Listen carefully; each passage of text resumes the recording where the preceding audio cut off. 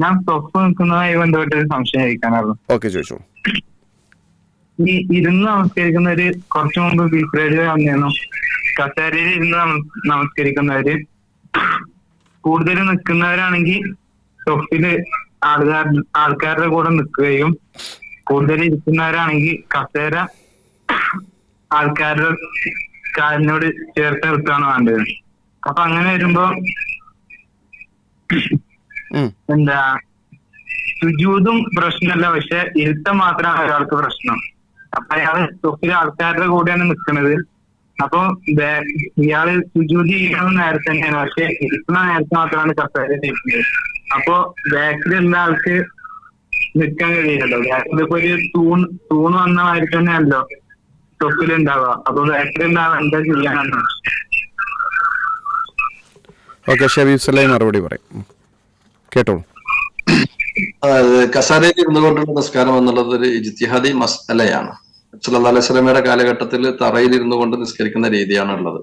അപ്പൊ അതുകൊണ്ട് തന്നെ പണ്ഡിതന്മാർ ഈ വിഷയത്തിൽ ചർച്ച ചെയ്തപ്പോൾ അവിടെ വന്ന ഒന്ന് രണ്ട് കാര്യങ്ങളാണ് സൂചിപ്പിക്കാനുള്ളത്. നബി സല്ലല്ലാഹു അലൈഹി വസല്ലമ സ്വഫ് ശരിയാക്കിയിരുന്നത് മുൻഭാഗത്ത് നിന്നാണ്. അഥവാ നബി മെഹ്റാബിലേക്ക് കയറി നിന്നതിന് ശേഷം, അല്ലെങ്കിൽ നബി നിസ്കരിക്കുന്ന ഭാഗത്ത് കയറി നിന്നതിന് ശേഷം നബി തിരിഞ്ഞു നിൽക്കുമ്പോൾ നെഞ്ച്, അഥവാ ആളുകൾ വരിവരിയായി നിൽക്കുമ്പോൾ അവരുടെ നെഞ്ച് ഒരേ രൂപത്തിൽ വരുന്ന രൂപത്തിലാണ് മുൻഭാഗത്ത് നിന്ന് സ്വഫ് റെഡിയാക്കിയിരുന്നത്.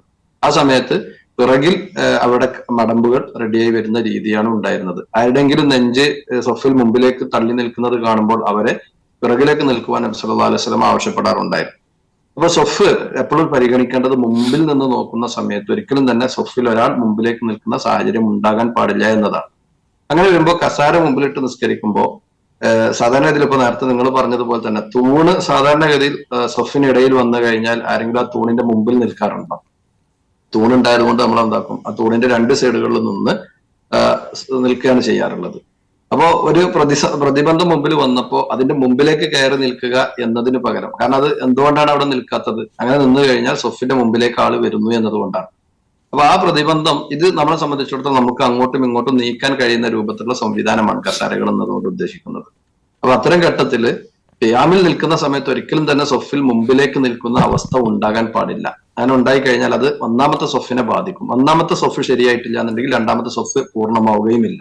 അത് ഫൽ അത്തിമുൽ അവ്വൽ എന്നാണ്. ഒന്നാമത്തതിനെ പൂർത്തിയാക്കുക. ഒന്നാമത്തത് പൂർത്തിയാക്കി കഴിഞ്ഞതിന് ശേഷം മാത്രമാണ് രണ്ടാമത്തത് ശരിയാവുകയുള്ളൂ എന്നുള്ളതാണ് നമ്മൾ മനസ്സിലാക്കേണ്ടത്. അതുകൊണ്ട് തന്നെ എപ്പോഴും ഒന്നാമത്തത് പൂർത്തിയാക്കുകയാണ് വേണ്ടത്. ഇനി നിങ്ങൾ ചോദിച്ച സംശയത്തിന്റെ രണ്ടാമത്തെ ഒരു ഭാഗം എന്ന് പറയുന്നത്, അങ്ങനെയാകുമ്പോൾ ഇദ്ദേഹത്തിന് ഇരുത്തത്തിന്റെ വിഷയത്തിൽ മാത്രമാണ് പ്രശ്നമുള്ളത് എങ്കിൽ അവിടെ ശ്രദ്ധിക്കേണ്ട കാര്യം എന്താണെന്ന് വെച്ച് കഴിഞ്ഞാൽ, നമ്മൾ സുജൂദിലേക്ക് പോകാൻ നേരം ഒന്നുകിൽ കസാരയെ മുമ്പോട്ട് വലിക്കുക, കസാരയെ മുമ്പോട്ട് വലിച്ച് അതിനുശേഷമാണ് എന്താക്കേണ്ടത്, അത് നമ്മൾ സുജൂദിലേക്ക് പോകണം.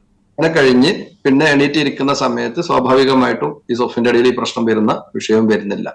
രണ്ടാമത്തെ രീതി, ഇനി കസാര വലിക്കാനൊന്നും കഴിയാത്ത രൂപത്തിലുള്ള അവസ്ഥയാണെന്നുണ്ടെങ്കിൽ ബാക്കിൽ ആൾ അവിടെ ഗ്യാപ്പ് ഇട്ട് കൊടുത്താൽ മതി. ഗ്യാപ്പ് ഇട്ട് കൊടുത്ത ഒരു പ്രശ്നമില്ല. കാരണം തൂണ് വരുന്ന സമയത്ത് അവിടെ ഗ്യാപ്പ് നമ്മൾ നൽകാറുണ്ട്. എന്നതുപോലെ തന്നെ ഇവിടെ മുമ്പിൽ ഒരു പ്രതിബന്ധമുണ്ട് എന്നതുകൊണ്ടാണ് ബാക്കിൽ ഗ്യാപ്പ് വരുന്നത്. അവിടെ എതിറുണ്ട്, മുമ്പിൽ അങ്ങനെ മാറ്റാൻ കഴിയാത്തൊരവസ്ഥയുണ്ട് എന്നുള്ളത്. അതുകൊണ്ട് തന്നെ ബാക്കിലെ സൊഫിനെ അത് ബാധിക്കുകയുമില്ല.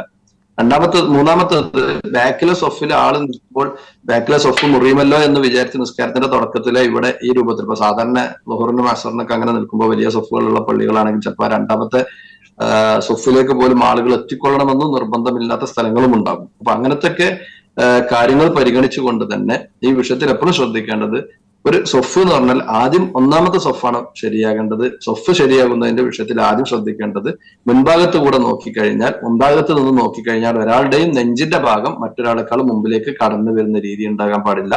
പിറകിൽ നിന്ന് നോക്കുന്ന സമയത്ത് ഓരോരുത്തരുടെയും മണ്ണ് ചേർന്ന് നിൽക്കുന്ന രീതിയുമാണ് ഉണ്ടാകേണ്ടത്. ഇത് രണ്ടും ഒത്തു വരണമെങ്കിൽ നേരത്തെ പറഞ്ഞതുപോലെ തന്നെയാണ് കസാര ഇടേണ്ടത് എന്നതാണ് ആ വിഷയവുമായി ബന്ധപ്പെട്ട് മനസ്സിലാക്കാൻ സാധിക്കുന്നത്. അല്ലാഹു അഅലം.